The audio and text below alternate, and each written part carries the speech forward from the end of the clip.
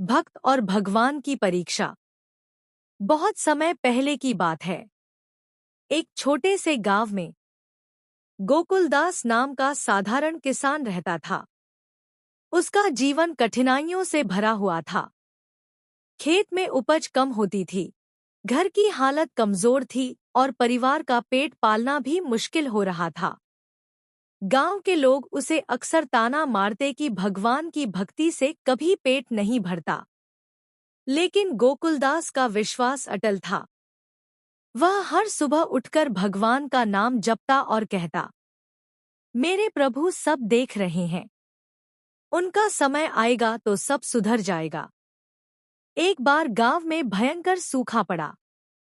कुएं और तालाब सूख गए। लोग गांव छोड़कर जाने लगे। उस समय गोकुलदास ने अपने छोटे से घर के आंगन में मिट्टी खोदकर एक गड्ढा बनाया और पूरे विश्वास से कहा, यहाँ पानी जरूर निकलेगा क्योंकि मेरे भगवान की शक्ति पर मुझे भरोसा है।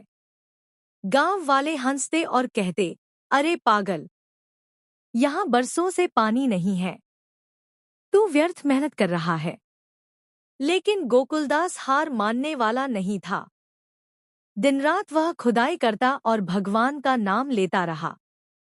उसके होंठ-होंठ पर बस यही प्रार्थना थी, हे प्रभु, मैं आपकी शरण में हूँ, मेरे विश्वास की लाज रखना। 3 दिन और 3 रात बीत गई।